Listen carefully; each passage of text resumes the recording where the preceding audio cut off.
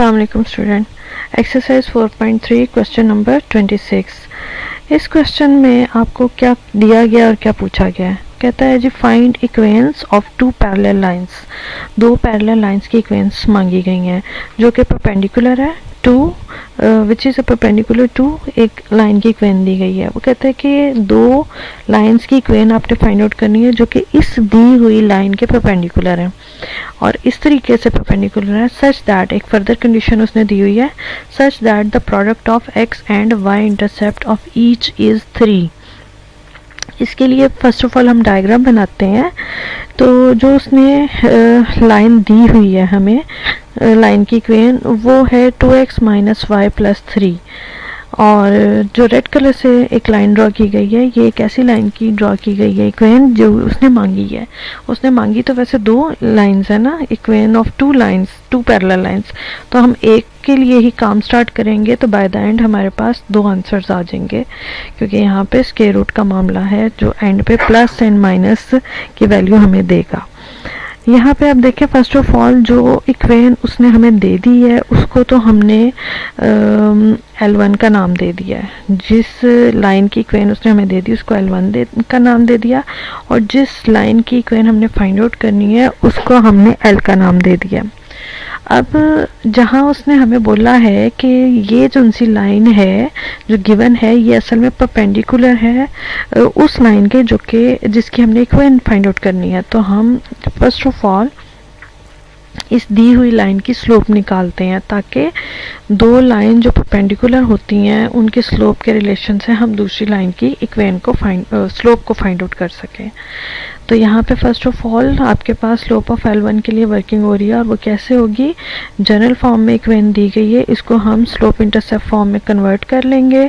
जो आपको याद होगा y is equal to M X plus C की फॉर्म जो होती है किसी भी लाइन को अगर y is equal to M X plus C की फॉर्म में लिखा जाए तो ये कहलाती है स्लोप इंटरसेप्ट फॉर्म। तो हमने L1 को स्लोप इंटरसेप्ट फॉर्म में कन्वर्ट करके x का जो कोफिशिएंट है विच इज़ 2 उसे बोल दिया कि ये स्लोप ऑफ L1 है। ठीक है। अच्छा, अब हमने रिलेशन यूज़ करना है स्लोप ऑफ मतलब हम फाइंड आउट करना चाह रहे हैं L की स्लोप जिसकी हमने इक्वेशन कंस्ट्रक्ट करनी है, डेवलप करनी है।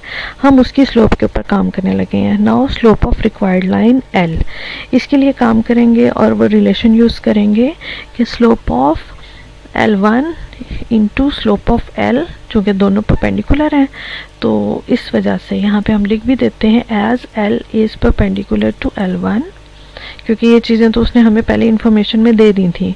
देयरफॉर इनका प्रोडक्ट जो सा होगा ना दोनों लाइंस की स्लोप्स का प्रोडक्ट वो इक्वल टू -1 होगा। एक लाइन की स्लोप आ गई है तो दूसरी लाइन की स्लोप इजीली फाइंड आउट की जा सकती है। ठीक है, यहाँ पे अब हम लिखते हैं slope of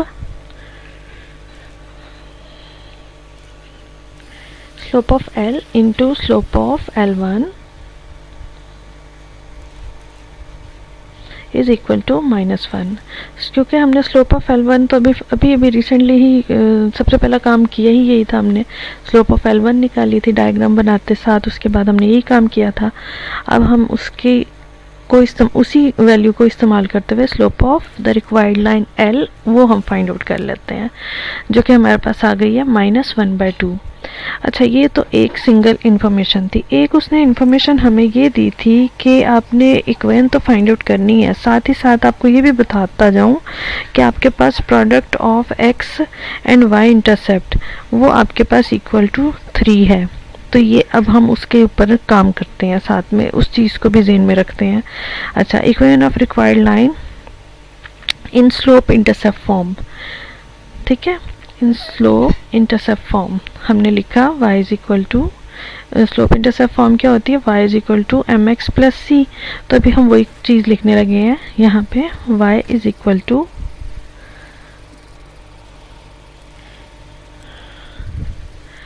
y is equal to M X plus C और m अभी हमने निकाली अपनी रिक्वायर्ड लाइन की स्लोप निकाली है -1/2। So y is equal to -1/2 x plus C. अब ये इक्वेशन हमारी हतमी होगी इक्वेशन अगर हमारे पास सी की वैल्यू फाइंड आउट हो जाए। अब सी की वैल्यू फाइंड आउट करने के लिए थोड़ा सा और काम करेंगे, और क्या करना है, फर्स्ट ऑफ ऑल तो इसको एक हम जनरल फॉर्म में लिख लेते हैं। जनरल फॉर्म आपको याद होगी कि किसी भी लाइन के इक्वेशन का फाइनल जब हम करते हैं तो हम उसे हमेशा जनरल फॉर्म में लिखते हैं, मतलब all terms in the left hand side और राइट हैंड साइड पे zero, that is actually A X plus B Y plus C equals to zero. So ये उस स्ट्रक्चर के अंदर आ गई है हमारे पास। लेकिन अभी भी यहाँ पे एक अननोन टर्म सी पड़ी हुई है। एक्स और वाई तो एज इट इज़ ही रखते होते हैं हमारे किसी भी लाइन के अंदर, लेकिन सी जो सी एक अननोन टर्म है, इसको फाइंड आउट करना है। अब हम अपनी दूसरी इंफॉर्मेशन के ऊपर अप्रोच करते हैं। फर्स्ट ऑफ ऑल उसने कहा था the product of x intercept and y intercept is 3। तो पहला ये काम करते हैं कि हम एक तो खुद से फाइंड आउट करते हैं एक्स इंटरसेप्ट और खुद से फाइंड आउट करते हैं वाई इंटरसेप्ट, फिर उसका लेंगे प्रोडक्ट और उसका प्रोडक्ट जो हमने निकाला है उसको इक्वेट करेंगे उस प्रोडक्ट के साथ जो उसने हमें बताया था। आई थिंक आपको समझ आ गई होगी। एक्स इंटरसेप्ट जब मालूम करना होता है तो ये हम पुट कर देते हैं y इज इक्वल टू 0। ये एक्चुअली x की वो वैल्यू होती है जो x एक्सिस के ऊपर लाइन x एक्सिस को कट कर रही होती है, तो वो x की वैल्यू असल में कहलाती है x इंटरसेप्ट। x इंटरसेप्ट हमारे पास आ गया है 2c, ठीक है। अब इसी तरह हम y इंटरसेप्ट भी निकालते हैं। y इंटरसेप्ट निकालेंगे तो हम x को इक्वल टू 0 रखेंगे, क्योंकि y इंटरसेप्ट कौन सी वैल्यू होती है, जो y एक्सिस को लाइन जिस जगह से y एक्सिस को कट कर रही होती है उस जगह पर उस पॉइंट पे y की वैल्यू जो सी होती है वो होती है y intercept. So for y intercept put कर दिया x is equal to 0 in equation number 1, ठीक है, और इसको सॉल्व कर लिया।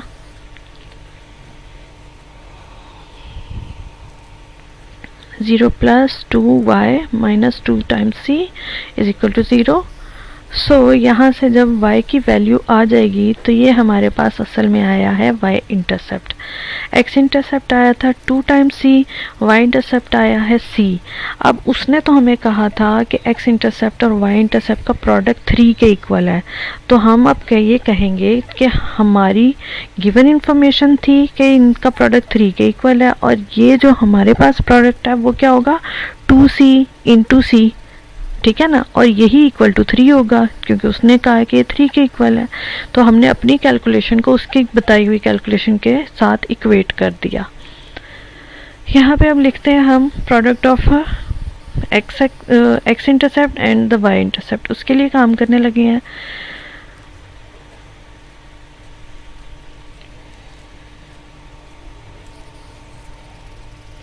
Product of x and y intercept।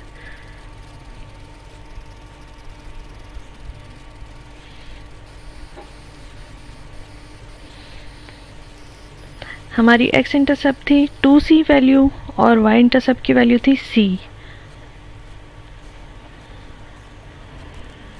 ये हमने अभी इंफॉर्मेशन लिखी है जो उसने हमें बताई थी इंफॉर्मेशन। अब हम अपनी उस इंफॉर्मेशन के मुताबिक काम करते हैं कि x intercept into y intercept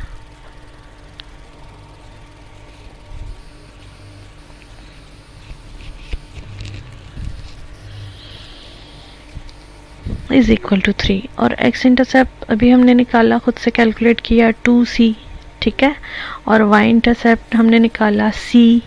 अब इन सारी टर्म्स को हम इकट्ठा प्रोडक्ट की फॉर्म में लिखने लगे हैं।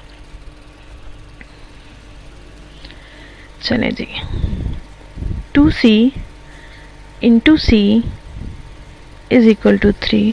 ये अब हमारे पास हो जाएगी 2 times c square is equal to 3। हमने स्टार्ट में वो जो इक्वेशन नंबर 1 नज़र आ रही है वहाँ पे पहले ही अनाउंस कर दिया था कि एक हतमी इक्वेशन होगी अगर c की वैल्यू हम फाइंड आउट कर लें। तो अब हम c की ही वैल्यू फाइंड आउट करने के लिए सेकंड गिवन इंफॉर्मेशन के ऊपर काम कर रहे थे, और वहाँ से हमारे पास जैसे ही c स्क्वायर आया हमें स्क्वायर रूट लगाने की ज़रूरत पड़ी। स्क्वायर रूट लगाया, हमारी आंसर जो सा न्यूमेरिकल टर्म जो सी पॉजिटिव और नेगेटिव 2 हिस्सों में डिस्ट्रीब्यूट हो गई। इसी वजह से उसने स्टार्ट में हमें क्या कहा था कि फाइंड इक्वेशंस उसने ये नहीं कहा था फाइंड द इक्वेन, उसने स्टार्ट में ही कह दिया था कि 2 इक्वेन्स बनेंगी, उसके वर्ड से ही आपको पता चल गया होगा। अब इस इक्वेन नंबर 2 को, जो कि सी की 2 वैल्यूज़ हैं, इनको हम पुट कर देते हैं अपनी इक्वेन नंबर 1 में। इक्वेन नंबर 1 में पुट करके हमारे पास जो लाइन की इक्वेन डेवलप होगी वो असल में वही लाइन की इक्वेन है जो कि उसने हमसे रिक्वायर की थी, मांगी थी। ठीक है, by using value of c in equation number 1 we have क्या था, x plus 2y minus 2 times c, और c की वैल्यू यहाँ पे है, पॉजिटिव भी है नेगेटिव भी है। इट मीन्स ये कोई एक इक्वेन नहीं लिखी हुई, ये असल में 2 इक्वेन्स लिखी हुई हैं। तो इनको सेपरेटली आप एंड पे लिख दीजिएगा। अभी तो मल्टीप्लाई करें 2 के साथ, 2 के साथ बल्कि -2 के साथ। जैसे -2 के साथ आप मल्टीप्लाई करेंगे पॉजिटिव नेगेटिव में कन्वर्ट हो जाएगा, नेगेटिव पॉजिटिव में। आप उसको भी ध्यान दें, जहाँ पे मैंने पहले ऊपर पॉजिटिव और नीचे नेगेटिव लिखा था, बट अब माइनस से मल्टीप्लिकेशन के बाद ऊपर माइनस है और नीचे पॉजिटिव है। ठीक है, मतलब अपनी वर्किंग को आपने एग्जैक्टली एलेबोरेशन देनी है जो कि असल में वर्किंग चल रही है मैथमेटिक्स के असूलों के अकॉर्डिंग। ठीक है, ये अब 2 की डिवीजन करने के लिए 2 को लिख दिया square root and whole square की फॉर्म में, सो दैट नीचे डिनोमिनेटर का स्क्वायर रूट 2 एक दफ़ा कैंसिल आउट हो गया, और x plus 2y minus times in plus times square root 2 into square root 3 equals to 0। और आपको ये भी मालूम होगा, अगर स्क्वायर रूट की फॉर्म में 2 न्यूमेरिकल टर्म्स पड़ी हों और प्रोडक्ट हो तो उनका प्रोडक्ट आप स्क्वायर रूट सिंगल हो जाता है, मतलब कंबाइन हो जाता है, और न्यूमेरिकल टर्म्स अंदर मल्टीप्लाई हो जाती हैं। लिहाजा final decision hence required lines are, एक तो आपके पास पॉजिटिव स्क्वायर रूट 6 के साथ आ जाएगी और एक आपके पास नेगेटिव स्क्वायर रूट 6 के साथ आ जाएगी। सो उसने जो कहा था ना फाइंड आउट द इक्वेन्स, तो ये हमने उसकी इक्वेन्स बना के उसको दे दी। और ये आई थिंक पेपर्स में आया हुआ है, क्वेश्चन इम्पॉर्टेंट है तो लाजमी कीजिएगा।